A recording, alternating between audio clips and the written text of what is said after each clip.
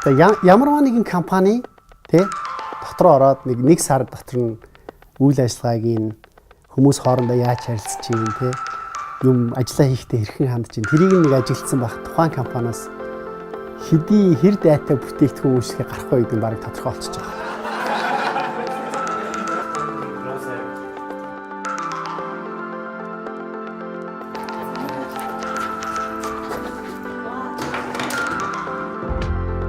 За ер нь бол манай компани яаж үүссэн бэ гэхээр бид нар анх математикийн салбарын одоо шилдэг, IT-ийн салбарын шилдэг залуучууд суглаад бид нар байгаль ярдгал байлаа л да. Яагаад вэ? Эх орн яагаад болохгүй? Манай улс төр яагаад болохгүй? Залуучууд яагаад юм хийж чадахгүй? Нэг л их сайхан Чингисийн үр сад удам гэж яриад идэг. Олон улсын тавцанд Монголын математикчид оюун ухааныхан мундаг л гэдэг. Гэхдээ яг үндсэндээ хийгээд бүтээсэн хаана байгаа юм байл гэж шормолтсон байхгүй. Монгол залуустай Монгол хүн оюуны потенциалтай гэж амар хэрдэн штэ. Тэгвэл бид нар өнөөдрийн хүртэл тэрийг бид нар ганц ч удаа ухаж байгаагүй байхгүй. Өнөөдөр тэ спортоор бид нар дэлхийд хамгалчлаа. За уул уурхаагаар дэлхийд тодорхой юм нэрээд урсгалчлаа. Гэхдээ яагаад Монгол хүний залуучуудын ялангуяа тэ оюуны бүтээлийг бид нар экспортлж болдгоо юм бэ гэдэг.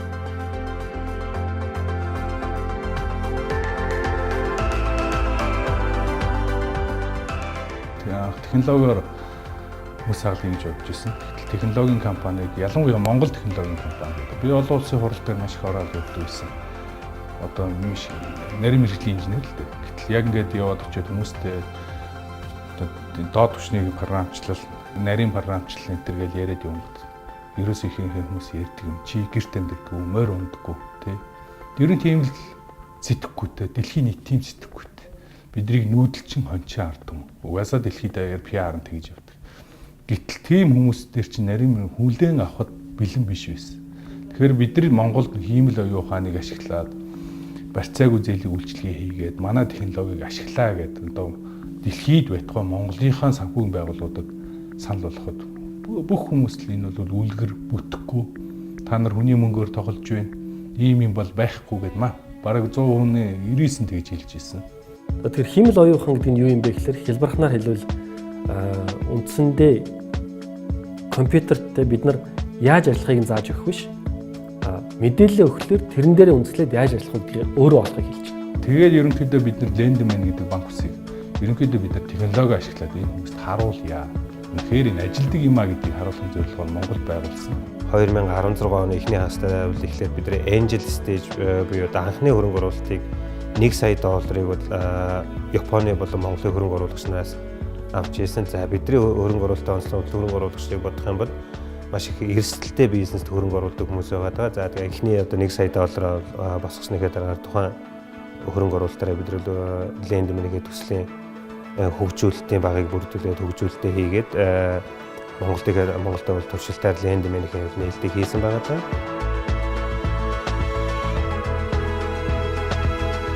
Тэгэхээр энэ маань өөрөө санхүүгийн шийдлийг тусгаалсан мэргэжлийн санхүүгийн технологи дээр ажилладаг мэргэжлийн баг компани гаргаад их хүйсвэр эрсдлийн удирдлага стратегийг Ам Глобал гэдэг олон улсын түвшний компани маань боловсруулад Lendman маань энэхүү шийдлийг тухайн их хүйсвэрээр Монголын зах зээл дээр нэвтрүүлж байгаа.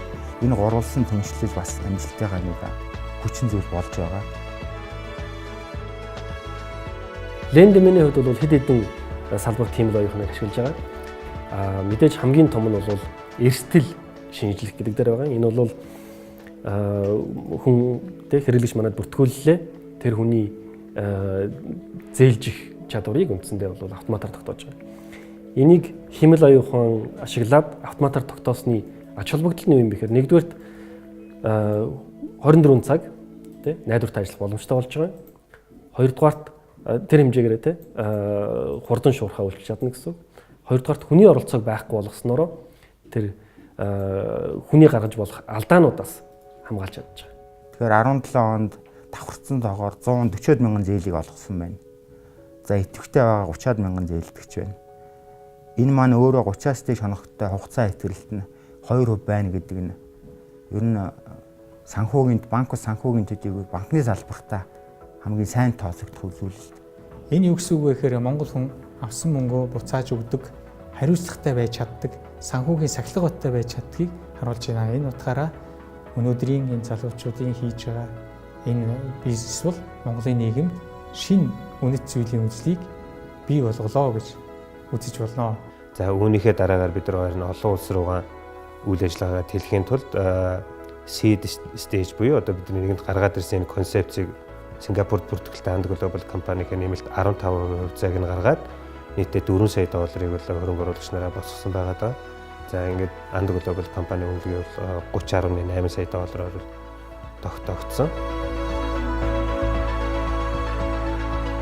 Тэгэхээр бид нар хэдий стартап гэж нэрлээд байгаа ч гэсэн компаниг харах юм бол яг л өнөөдөр банкны хувьслыг л 5 жилээр товчлсон, 10 жилээр товчлсон ажил явуулж байгаа гэдэг утгаараа энэ маань ирээдүйд яах вэ гэхээр зүгээр л өнөөдөр цөөхөн хэд үний ашигладаг одоо хүн бараа бүтээгдэхүүн биш болж хувираад бидний бүгдийн зүгээр л мөнгөө удирддаг, мөнгөө хөдөлгдөг, мөнгөө хадгалдаг, мөнгөө одоо бусдаас зээлэх арга болж байгаа гэдгийг ойлгох хэрэгтэй. Манай Lendimany залуучууд, Анд Global-ын залуучууд маань энэхүү технологи дээр суурилсан. Одоо дараагийн үеийн гэдэг санхүүгийн бүтээгдэхүүн, санхүүгийн үйлчилгээг бол зөвхөн Монголдо зүдийгүй Зөв Өмнөд Аз, бусад дэлхийн улс орнуудад түгээхээр ажиллаж байгаад нь бол бид өнөөдөр бахархуу штэ юм аа. Тэгэхээр энэ амжилтандаа тулгуурлаад 18 онд энэ бүтээгдэхүүн болон бусад шинэ бүтээгдэхүүнүүдийг нэмж гаргаад зах зээлээ өргөжүүлэх, хөрөнгө оруулагчдынхаа үр ашиг нэмэгдүүлэх ажлууд Lendimany баг хийх болно. Ерөнхийдөө хүмүүс бизнесийг байгуулахдаа ашиг сонирхлоороо нийлж бизнесийг хийдэг. Бид бол ерөөсөө залуучууд сэтгэхүйг өөрчлөе, амжилтын түүчээ болъё, энэ мөсийг хаглая. Залуучууд ч гэсэн өөрсдөө угаасаа би нэг л энэ залуу насыг би нэг л амьдрын шүү дээ. Нэг л амьдрах юм бол би хэн нэгэн байгууллагад ямар нэгэн байгууллага дээр очиод сарын цалингаа хараад өөрийн ямар ч мөрөөдлөө хэрэгжүүлэхгүйгээр зүгээр л ингээл ажилтан болоод идэвхтэй 20-30 жилийн өнгөрөх уйтгартай санагдаж байгаа байхгүй. Утгагүй байгаа байхгүй. Үзэл бодлоор нэгдсэн учраас энд ерөөсөө хэрхэн тесрэлт хийх үү? Бидний хувьд яаж Монголд амжилт олох уу? Яаж ашигтай ажиллах уу гэдгийг ерөөсөө зориогүй учраас маш олон залуучууд бидэнтэй ирж нэгдэж байна. Өнөөдөр дэлхийд хориод сууж байгаа шилдэг залуучууд манай компани дээр, маш олон компани авах гэж чадаагүй залуучууд манай компани дээр Монголын жишгээр цалинжаад энэ үзэл бодлын төлөө ирж нэгдэж ажиллаж байгаа. Энэ нь бол бидний хамгийн том бахархал. Тэгэхээр хэрвээ Анд Global гэдэг компани те Lendimany шиг иймэрхүү шинэлэг бүтээгдэхүүнүүдийг Монголын зах зээл дээр болон олон улсын зах зээл дээр гаргая гэж бодож ивэл эхлээд хамгийн түрүүнд дотоод тэр бүтээгдэхүүнийг хийх гэж байгаа хүмүүстэйгээ л ажиллах хэрэгтэй. Тэгэхээр бидний нэг талаас ойлгохгүй байгаа боломжн дээр бид нар гомдолт суугаагүй. Ерөөсөө энийг даваа талбарлаж ишгэж хөрвүүлсэн хүчинд өнөөдөр манай компани ирээдүйд бүр ирээдүйтэй болсон байна. Тэгэхээр манай Lendimany бол манай компани төслийн хувьд хамгийн уугуун төсөл, хамгийн жижиг төсөл хэдий ч гэсэн бидний хамгийн хайртай, хамгийн нандин төсөл юм л да.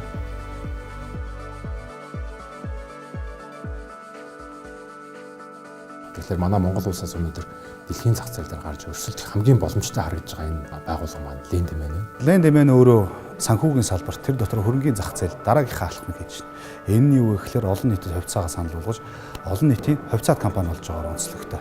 Монголын бизнесийн онцлог, монголчуудын ёс суртахууны төвшин дэлхийн хэмжээнд бас өөрсдийнхөө үнэт зүйлийг бий болгох боломжтойг бас харуулж байгаамаа.